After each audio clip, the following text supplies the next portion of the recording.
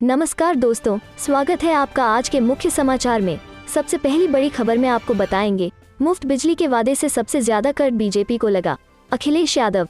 इसी के साथ दूसरी बड़ी खबर में जिक्र होगा कि यूपी अजय कुमार लल्लू ने कहा, टेनी की बर्खास्तगी के लिए और कितने साक्ष्य चाहिए सरकार को। तीसरी बड़ी खबर में आपको बताएंगे कि नवजोत सिद्धू का ऐलान, कांग्रेस सरकार बनी तो महिलाओं को हर माह 2000 रुपए, साल में 8 सिलेंडर मुफ्त। दोस्तों, हर एक खबर की गहराई में आपको ले जाएंगे, लेकिन उससे पहले अगर आपको भी ऐसा लगता है कि भाजपा की उल्टी गिनती शुरू हो चुकी है, तो आप अभी इस वीडियो को लाइक कीजिए और इस लाल बटन को दबाकर चैनल को सब्सक्राइब करके घंटी बजाइए और कमेंट में लिखे जय हिंद। मुफ्त बिजली के वादे से सबसे ज्यादा कर बीजेपी को लगा, अखिलेश यादव। जी हाँ दोस्तों, समाजवादी पार्टी अध्यक्ष अखिलेश यादव ने कहा है कि 300 यूनिट मुफ्त बिजली देने के अपने वादे से सबसे ज्यादा कर बीजेपी को ही लगा है। उन्होंने कहा कि हमने यह वादा इसलिए किया क्योंकि भाजपा सरकार हमारी सपा सरकार द्वारा शुरू की गई बिजली परियोजनाओं को पूरा नहीं कर पाए। सरकार बनने पर युवा बेरोजगारों को रोजगार देने के लिए बड़ी योजना लाएंगे और शिक्षा मित्रों की समस्याओं का समाधान कराएंगे। किसान आंदोलन में शहीद किसानों के परिजनों को 25-25 लाख रुपए सपा सरकार देगी। सपा मुखिया ने सोमवार को प्रेस कॉन्फ्रेंस में कहा कि जिस दिन समाजवाद पूरी तरह लागू हो जाएगा, उसी दिन से रामराज आ जाएगा। उन्होंने कहा कि वाराणसी को 24 घंटे बिजली देने का काम हमारी सरकार ने किया। हमने भाजपा के तत्कालीन विधायक की मांग पर यह निर्णय लिया था। यह अलग बात है कि भाजपा ने उनका टिकट ही काट दिया। अखिलेश यादव ने मुख्यमंत्री योगी आदित्यनाथ के आगामी विधानसभा चुनाव लड़ने संबंधी सवाल पर कहा कि वो कहीं से चुनाव लड़ ले, उनसे पूछा जाएगा कि रोजगार देने और किसानों की आय दोगुनी करने समेत तमाम वादे क्यों नहीं पूरे हुए। उन्होंने तंज कसते हुए कहा कि जो लोग इस सरकार को पास कराने के लिए दिल्ली से आ रहे हैं, वो अब पास नहीं करा सकते हैं, वो फेल हो चुकी है। खुद के चुनाव लड़ने के बाबत उन्होंने कहा कि पार्टी जहां से कहेगी वो चुनाव लड़ेंगे। सपा अध्यक्ष ने चीन द्वारा अरुणाचल प्रदेश के कुछ जिलों व गांवों के नाम बदले जाने चर्चा करते हुए कहा, जो हमारा पड़ोसी देश है वो हमारे मुख्यमंत्री से कुछ सीख गया है, उसने गाँव के नाम बदल दिए। अखिलेश यादव ने एक सवाल पर कहा कि उनके सपने में श्री कृष्ण जी आते हैं, कल भी आए थे, रोज आते हैं। वो कहते हैं कि तुम्हारी सरकार बनने जा रही है। प्रेस कॉन्फ्रेंस में मौजूद सुभाषपा अध्यक्ष ओम प्रकाश राजभर ने कहा कि हमने 3 साल पहले कहा था कि भाजपा को सत्ता से हटाएंगे, लेकिन अब यह काम अखिलेश यादव के नेतृत्व में होने जा रहा है। चलते हैं अगली खबर की तरफ। यूपी अजय कुमार लल्लू ने कहा, टेनी की बर्खास्तगी के लिए और कितने साक्ष्य चाहिए सरकार को। जी हाँ दोस्तों, कांग्रेस के प्रदेश अध्यक्ष अजय कुमार लल्लू ने कहा कि केंद्रीय गृह राज्य मंत्री अजय मिश्र टेनी की बर्खास्तगी के लिए मोदी सरकार को अभी कितने और साक्ष्य चाहिए। लखीमपुर खीरी हिंसा में 4 किसानों सहित 8 लोगों की मौत के मामले में सोमवार को एसआईटी ने सीजेएम कोर्ट में चार्जशीट दाखिल कर दी है। उन्होंने कहा कि चार्जशीट में बताया गया है कि टेनी का पुत्र आशीष मिश्रा उर्फ मोनू मुख्य आरोपी है और घटनास्थल पर मौजूद था। लल्लू ने पार्टी मुख्यालय पर सोमवार को पत्रकारों से बातचीत में टेनी की बर्खास्तगी की मांग की। उन्होंने कहा कि इस आरोप पत्र में टेनी के रिश्तेदार वीरेंद्र कुमार शुक्ला को पुलिस ने साक्ष्य मिटाने का दोषी माना है। उन्होंने कहा कि टेनी भी 120B के आरोपी हैं। एफआईआर में नाम होने के बावजूद चार्जशीट से टेनी का नाम क्यों हटाया गया।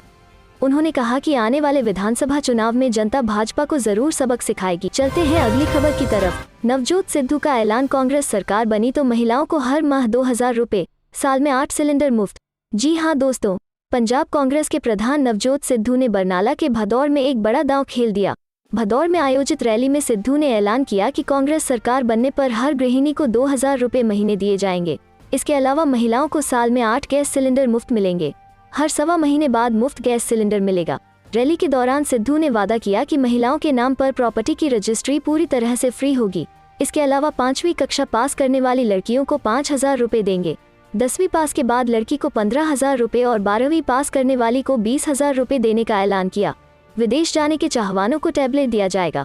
सिद्धू ने 12वीं के बाद कॉलेज में दाखिले की पर्ची से स्कूटी देने का भी ऐलान किया। वहीं उन्होंने महिलाओं का स्वावलंबी बनाने के लिए हर जिले में स्किल डेवलपमेंट सेंटर खोलने का भी ऐलान किया। उन्होंने कहा कि स्वरोजगार के लिए घर बैठे 2 लाख का लोन मिलेगा और स्वरोजगार की मंजूरी के लिए सिंगल विंडो सिस्टम बनाया जाएगा। इससे पहले आम आदमी पार्टी भी सरकार बनने पर पंजाब में महिलाओं को 1,000 रुपए देने का वादा कर चुकी है। तब नवजोत सिद्धू ने आपके संयोजक अरविंद केजरीवाल से कहा था कि पंजाब की महिलाओं को भिखारी न समझे। सिद्धू ने केजरीवाल से पूछा था कि वे इसके लिए पैसा कहां से लाएंगे। चलते हैं अगली खबर की तरफ। बिहार के पूर्व सीएम जीतन राम मांझी समेत उनके परिवार के 18 लोग कोरोना संक्रमित। जी हां दोस्तों, बिहार में फिर से हुए कोरोना विस्फोट के बीच सोमवार को पूर्व मुख्यमंत्री एवं हिंदुस्तानी आवाम मोर्चा हम के राष्ट्रीय अध्यक्ष जीतन राम मांझी कोरोना संक्रमित पाए गए हैं। पूर्व सीएम के साथ उनकी पत्नी शांति देवी, बेटी पुष्पा माझी और बहू दीपा माझी के साथ ही परिवार से जुड़े 18 लोग की भी कोरोना रिपोर्ट पॉजिटिव आई है। हिंदुस्तानी आवाम मोर्चा के राष्ट्रीय प्रवक्ता दानिश रिजवान ने सोमवार को बताया कि पिछले कुछ दिनों से पूर्व मुख्यमंत्री जीतन राम मांझी और परिवार के कुछ लोग सर्दी, जुकाम तथा बुखार से परेशान थे। इसी को देखते हुए कोरोना की जांच कराई गई। उन्होंने कहा कि जांच होने पर जीतन राम मांझी, उनकी पत्नी, बेटी और बहू के साथ ही आप सचिव गणेश पंडित और उनकी सुरक्षा में लगे कर्मी समेत परिवार के ही 18 लोग कोरोना संक्रमित पाए गए हैं। यह सभी जीतन राम मांझी के गया जिले के पैतृक आवास महाकार में आइसोलेशन में हैं। इन्हें किसी तरह की परेशानी नहीं है और सभी सुरक्षित हैं। बिहार के मुख्यमंत्री नीतीश कुमार के जनता दरबार में 14 कोरोना पॉजिटिव मिले हैं। इनमें 6 फरियादी, खाना बनाने आए होटल के 5 कर्मचारी और 3 सिपाही शामिल हैं। एंटीजन टेस्ट में इतनी बड़ी संख्या में लोगों में संक्रमण मिलने पर अधिकारियों में हड़कंप मच गया। गौरतलब है कि जनता दरबार में सीएम के पास जाने से पहले फरियादियों की कोरोना जांच कराई जाती है। चलते हैं अगली खबर की तरफ। कोरोना की तीसरी लहर। कांग्रेसी राज्यों में ओमिक्रॉन को लेकर सोनिया ने संभाली कमान, भाजपा की कार के लिए बनाया ये प्लान। जी हाँ दोस्तों, देश में बढ़ते ओमिक्रॉन संकट के बीच कांग्रेस शासित राज्यों की मॉनिटरिंग की कमान अब सीधे 10 जनपद ने संभाल ली है। कोविड की संभावित तीसरी लहर के दौरान कांग्रेस शासित राज्यों के मैनेजमेंट पर किसी तरह के सवाल न खड़े हों और केंद्र कांग्रेसी सरकारों को कटघरे में न खड़ा करे, इसके लिए कोविड के मुद्दे पर शीर्ष नेतृत्व सक्रिय हो गया है। इस बीच पार्टी ने मोदी सरकार को घेरने के लिए एक रणनीति भी तैयार की है। इसी सिलसिले में रविवार को कांग्रेस अध्यक्ष सोनिया गांधी ने कांग्रेस शासित राज्यों के मुख्यमंत्रियों को फोन किया।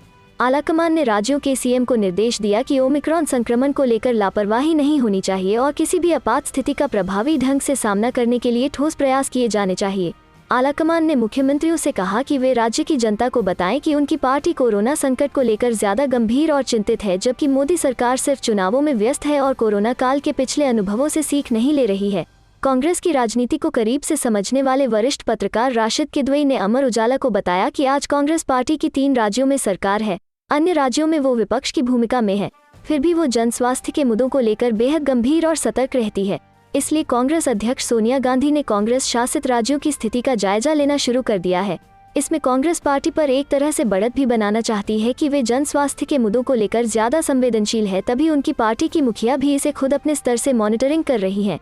कोरोना के मसले पर सरकार को घेरने के लिए कांग्रेस पार्टी एक खास रणनीति तैयार कर रही है। इसमें वो मोदी सरकार पर कोरोना संकट से निपटने में दूरदर्शिता की कमी का आरोप अपने तथ्यों के साथ जनता के बीच लाएगी। पार्टी आम लोगों को बताएगी कि मोदी सरकार ने कोरोना को सही तरीके से हैंडल नहीं किया और समय रहते उचित कदम नहीं उठाए। इसकी वजह से कोरोना संक्रमण फिर से तेजी से फैल रहा है। दिल्ली सरकार की शराब नीति के खिलाफ भाजपा का चक्का जाम खत्म, हिरासत में लिए गए कई नेता। जी हाँ दोस्तों, आम आदमी पार्टी सरकार की नई शराब नीति के खिलाफ भारतीय जनता पार्टी का सोमवार सुबह 9 बजे से जारी चक्का जाम 12 बजे के आसपास खत्म हो गया। इससे वाहन चालकों ने राहत की सांस ली है। लोगों को जाम में फंसता देख दिल्ली पुलिस ने 11 बजे के बाद सख्ती शुरू कर दी। इस दौरान विरोध कर रहे कई भाजपा नेताओं को हिरासत में भी लिया गया, जिन्हें कुछ देर में छोड़ भी दिया गया। दिल्ली पुलिस की सख्ती के बाद दिल्ली यूपी गेट पर 12 बजे के आसपास यातायात सामान्य हो गया। इसके अलावा अक्षरधाम मंदिर के पास दिल्ली मेरठ एक्सप्रेसवे और NH9 पर भी यातायात सामान्य हो गया। इससे पहले कई जगहों पर रूट डायवर्जन भी रहा, लेकिन इससे ट्रैफिक पर कोई असर नहीं पड़ा। लोगों को परेशान होना ही पड़ा। दिल्ली में चक्का जाम के खिलाफ दिल्ली पुलिस ने जाम खुलवाने की कड़ी में कई प्रदर्शनकारी भाजपा नेताओं को भी हिरासत में लिया गया। हालांकि कुछ देर बाद इन्हें छोड़ भी दिया गया, इसकी भी खबर मिली है। इससे पहले दिल्ली में शराब के नए खुल रहे ठेकों के विरोध में सोमवार सुबह से जारी भाजपा के प्रदर्शन के चलते कई जगहों पर भीषण जाम लग गया। चक्का जाम के तहत सुबह 9 बजे से ही भाजपा कार्यकर्ता सड़कों पर उतर गए। इसके चलते दिल्ली में 15 जगहों पर जाम लगा। इससे वाहन चालकों को बहुत दिक्कत पेश आए। ITO चौराहे पर प्रदर्शन और चक्का जाम के कारण विकास मार्ग पर मध्य दिल्ली की ओर आने वाली लेन पर तकरीबन 5 किलोमीटर लंबा जाम लग गया। दिल्ली में भाजपा कार्यकर्ताओं के प्रदर्शन का असर दिल्ली यूपी सीमा पर भी नजर आया। कुछ ही देर में गाजियाबाद में यूपी गेट पर भी जाम के चलते वाहनों की लंबी कतार लग गई। चलते हैं अगली खबर की तरफ। सपा सरकार बनाने का संकल्प। लालजी वर्मा बोले, जनता मन बना चुकी है, अखिलेश को सौंपेगी यूपी की सत्ता, सपा में ही सबका कल्याण। जी हाँ दोस्तों, समाजवादी पार्टी के साथी समागम कार्यक्रम में बतौर मुख्य अतिथि शिरकत कर रहे पूर्व मंत्री लालजी वर्मा ने कहा कि समाजवादी पार्टी ही वो दल है जिसने सर्व समाज को साथ लेकर उत्तर प्रदेश को बुलंदियों तक पहुंचाया है। उन्होंने कहा कि सपा सुप्रीमो अखिलेश यादव की नीतियों और रीतियों से आम जनमानस बेहद प्रभावित है। वो इस बार मन बना चुका है कि प्रदेश के मुख्यमंत्री के रूप में अखिलेश यादव को एक बार फिर सत्ता की चाबी सौंपेगा। उन्होंने कहा कि समाजवादी पार्टी के कार्यकाल में उत्तर प्रदेश उत्तम प्रदेश की राह पर अग्रसर हो गया था, लेकिन वर्तमान की भाजपा सरकार सपा की उपलब्धियों को गिनाकर अपना बेड़ा पार करने में जुटी हुई है। श्री वर्मा ने कहा कि इस बार समाजवादी पार्टी की पूरे प्रदेश में लहर चल रही है। हाल ही में पूर्व मुख्यमंत्री अखिलेश यादव ने मुफ्त बिजली और सिंचाई की व्यवस्था के नाम पर जो घोषणा की है, उससे समाजवादी पार्टी के प्रति लोगों का विश्वास और बढ़ा है। उन्होंने कहा कि इस बार सर्व समाज का मतदाता समाजवादी पार्टी के साथ खड़ा है और आने वाले विधानसभा चुनाव में समाजवादी पार्टी की पूर्ण बहुमत की सरकार बनाकर प्रदेश को एक बेहतरीन सौगात सौंपने जा रहा है। मुख्य वक्ता के रूप में उदय प्रताप सिंह ने शिरकत किया। रविवार को ताराजी रिसोर्ट में हुए इस कार्यक्रम के आयोजक पूर्व मंत्री तेज नारायण पांड्या पवन ने इस विधानसभा चुनाव को आर पार की लड़ाई बताते हुए सभी को एकजुट होने का आह्वान भी किया। कार्यक्रम के मुख्य वक्ता उदय प्रताप सिंह ने समाजवादी पार्टी को अब तक की सबसे बेहतरीन सरकार बताते हुए कहा कि अखिलेश यादव के नेतृत्व में प्रदेश एक बार फिर बुलंदियों को छू लेगा। अंतर्राष्ट्रीय कवयित्री शबीना अदीब ने कार्यक्रम में मौजूद रहकर समाजवादी पार्टी की सरकार को बनाने का आह्वान किया। उन्होंने कहा कि सपा ही वो दल है जो प्रदेश को और ऊंचाइयों तक पहुंचाने में सक्षम है।